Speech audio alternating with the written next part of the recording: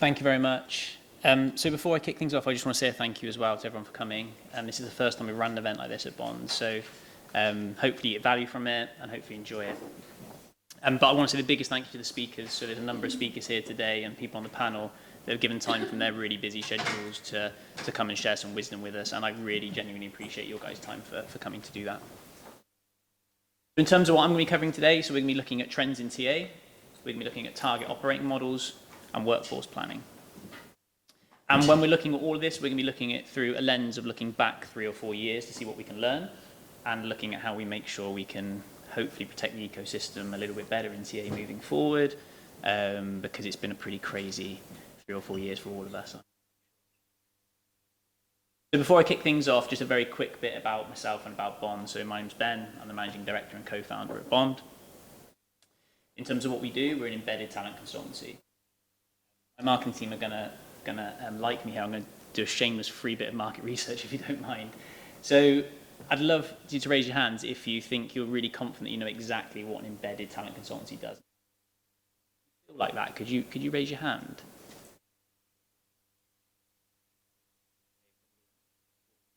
Four or five people in the room, less than 10%. Really interesting. Our marketing team, Tom and Laura, we've got loads of work to do to educate people. Hardly anyone knows about it. So in terms of embedded talent consultancy, what is that? What do we do? Well, basically, we help you scale, but we do that from the. And basically, we've built a flexible subscription model that gives you instant access. So basically, we can add firepower to your existing team.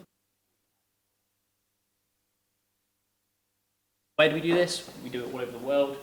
Our core focus is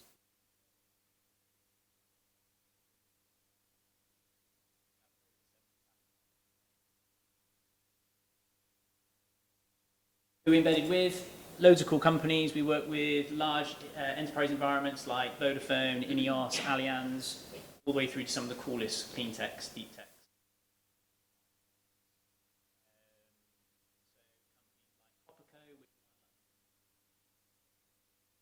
Blockchain space, companies like Tokamak Energy, working on fusion energy, so clean energy. And biotechs like Brilliant Planet. So we're super lucky to be embedded with these businesses. We help them grow and scale their genuine.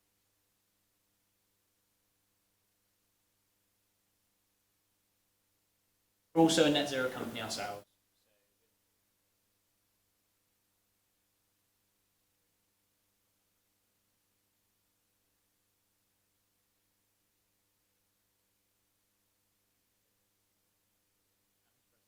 That low as we start to travel more.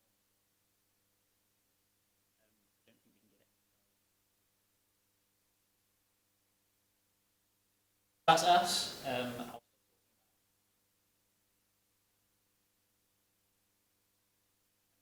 Trends in TA. So what we've got here, this is a graph that highlights buying patterns over time.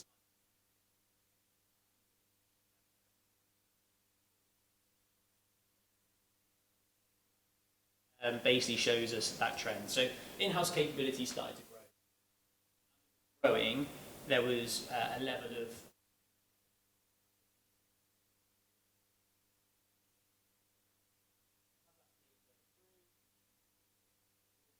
some environments, not all, had in-house capability. What happened there is we saw a little bit of a curve.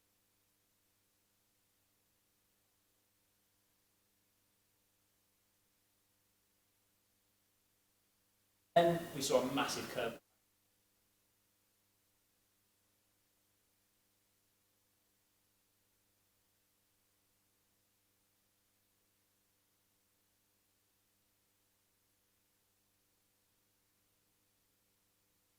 Of course. And then in terms of the curve now more recently dropping off a little bit, as we know, masses of redundancies. It's so sad to see so many talented TA professionals getting wiped out kind of left, right and centre, but in-house will be back with a bang in very short. Second buying option or a very familiar buying option, agency. So really deep rooted. really familiar buying pattern. Agencies has always been on an upward curve, but over the last 10 years, certainly since I've been in this space, agencies constantly been on a slight downward curve, getting marginalized by in-house environments, by RPOs and other solutions. And I see this curve kind of continuing on this type of shape. Third buying option or trend, RPO. So RPO's gone on a huge growth journey. Everyone's kind of gravitated towards RPO, especially when we had that little dip in in-house capability. And more recently, seen a slight dip in RPO. Reasons for the slight dip, in our opinion, would be the capability inside RPO, sometimes not as strong as maybe it has been over the last 5 years. The model's maybe not quite as flexible as has been needed more recently, kind of 4 or 5 year deals or even 3 year deals in RPO is quite a long cycle. 6 to 12 months to mobilize a team can sometimes be a little bit slow. And we've kind of seen that RPO curve tail off a little bit. And then the new kid on the block, embedded consultancy. So we've seen a rise in embedded consultancy coming up as kind of the fourth buying option and a new buying option. So what I want to do here is kind of spell out what's happened in TA over the last, not just 3-4 years, but looking back. And then a prediction on maybe what the future of TA might look like as we start to look at working operating models and how you can start to look at building in-house TA functions. So in terms of what we think will definitely happen, in-house will come back. There will come back. In-house will always be the dominant model. But as it comes back, there's going to be a need for more flexibility. So as the model comes back, I don't think businesses will be as keen on building huge in-house functions based on FTE headcount. And therefore, we think a possible option will be that embedded kind of grows alongside it. So where we've always seen more of a kind of either are in-house or your RPO, and what we think will end up happening basically is you'll see an in-house go on a curve to rebuild, which will definitely happen. But as in-house teams are looking to rebuild, they're looking for more flexibility in the model, which embedded can kind of bring. You get all the benefits of an in-house environment, but you get the flexibility that your TA function might need in the future.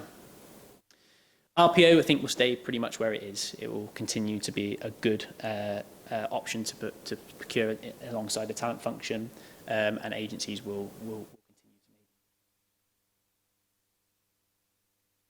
So from that kind of introduction, we're going to look a little bit at target operating models in TA.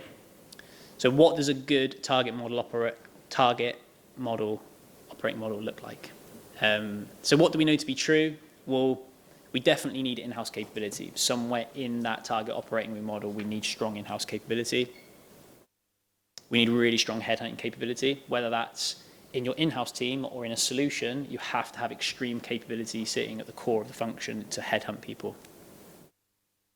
EVP and brand, this must sit at the center. Everything is built off of that. This is the pillar and the core of a good in-house TA function. You've got to have a really strong EVP and brand in the operating model. Process, we need a robust and fantastic process for everyone to work towards. We need flexibility. We need to be able to dial up and down quickly. If we've learned anything over the last 5 years, we have to have extreme flexibility in the model. And cost. There has to be a cost consideration. It must work financially. So these are the things that kind of we want to build into a good target operating model.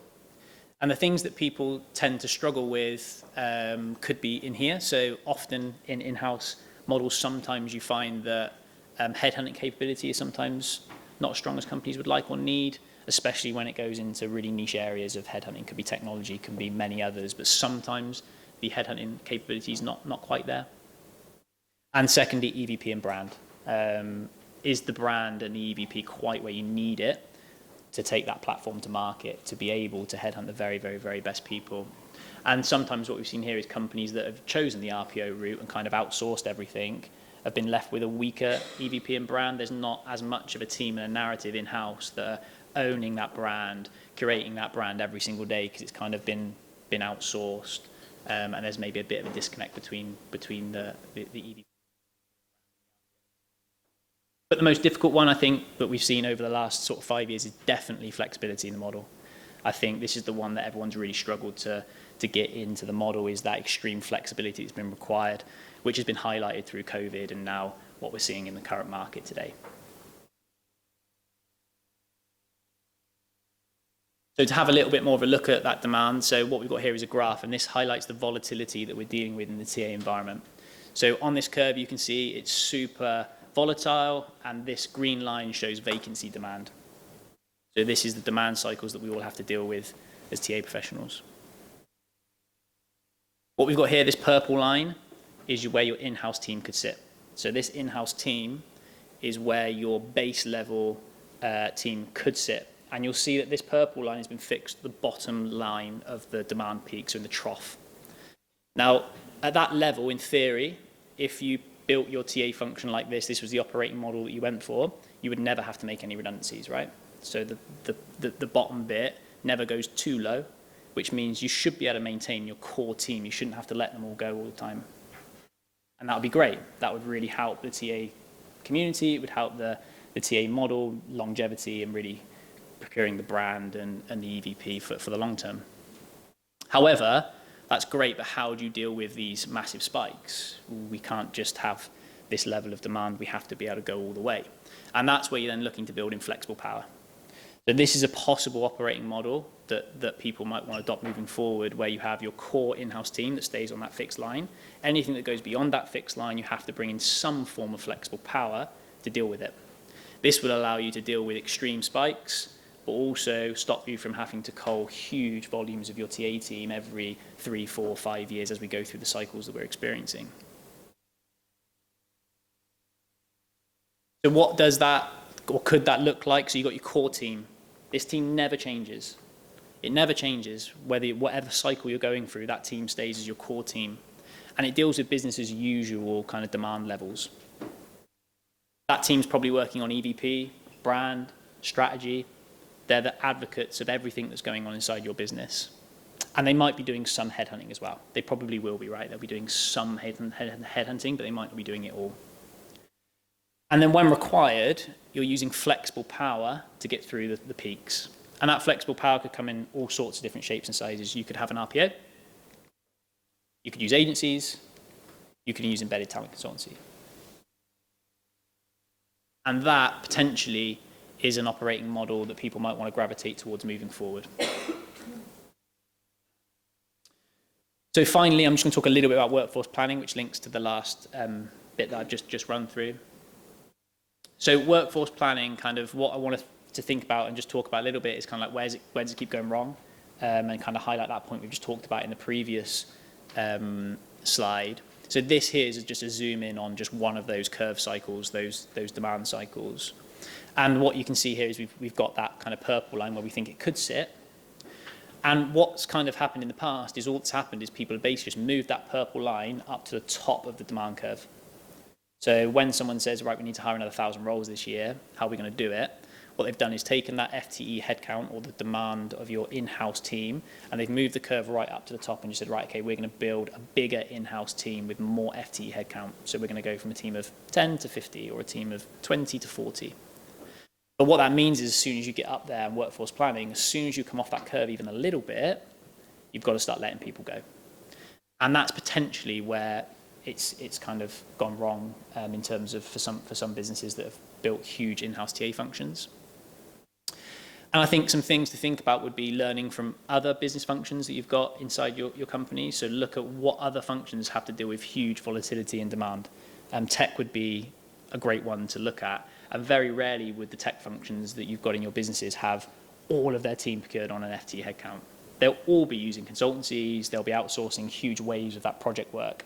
And TA could take a lot of learnings from that and procure similar workforce planning models. So if it is something you're struggling with, go and speak to some of the tech functions and the tech leaders to understand, okay, how are you workforce planning? How are you understanding where your in-house kind of demand sits, and then how are you procuring these projects? Because I think there's probably some learnings there. And questions to be asking, so kind of like, but what if questions? So if we're going back to the business saying, okay, we need to hire an extra 1,000 people this year, option number one is we move this purple line all the way up, but because that's normally going to be the cheapest, right? Just hiring your in-house team is going to be the cheapest model.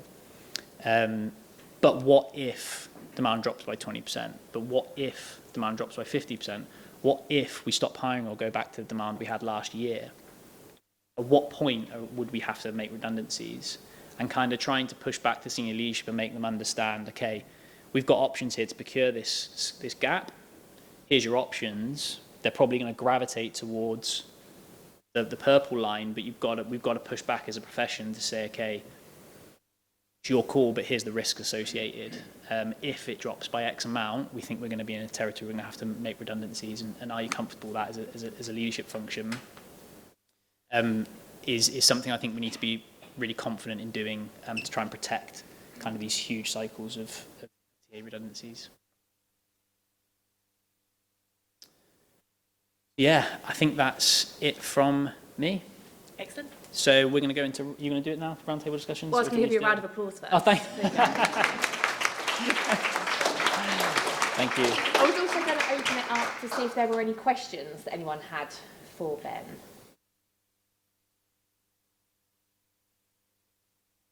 I've got a question for you. So in terms of the workforce planning, you're saying, you know, if the business comes to you and says, this is what we're looking to do, more often than not, the business doesn't really do that. They just say, next week we need to hire X amount. How do you become more strategic and proactive with the business for that workforce planning piece, where you can actually start scaling and understanding where it works? I think it's having this set up early. So you need to have this set up early and positioned it with your senior stakeholders to say, look, this is the vision for my function long term. I want to have my core team, and I've already procured these options here on the side.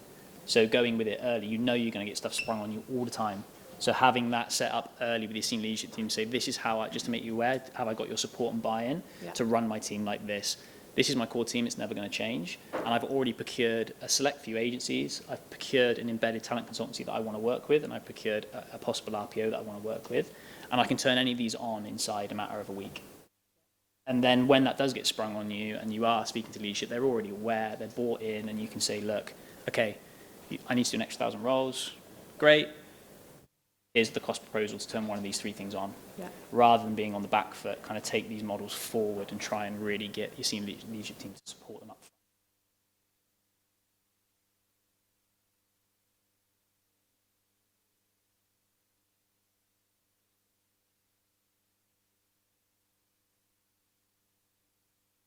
Yeah, that's a good question. So it depends on the stage the business is at. If we join a startup or a scale up, we'll build that capability from scratch, and then we'll migrate their team in. So if we join a business that's maybe got 100 people, they've got 150 million pounds of funding, they need to go from 100 to 500 people, and they need to do it now, they won't have any in-house capability. So we'll build it ourselves, and then on that journey, they might start to say, okay, we now would like to hire our own TA manager, we'd like to start building our own team, and we'll start to help them hire that team, and they'll come in, and our team can then start to downsize or transition out. If it's in a large enterprise environment, they've probably already got the core team. So they've already got the core team there, and they're happy with that core team, hopefully, and then we're plugging in to help them. But there's things we can do to advise and guide and help in the structure of that core team, of course, like best practice, training, ideas that we can bring forward to say, okay, if you're struggling with EVP, let's help you with some of that. If you're struggling with diverse hiring, let's help you with some of that. We can support the core team with loads of value add, loads of best practice, loads of training, loads of development. But we wouldn't probably be hiring that core team for them. They would already have it, or they'd start to procure that team themselves.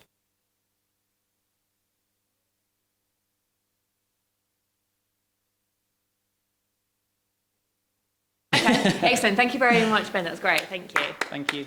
Cheers, guys.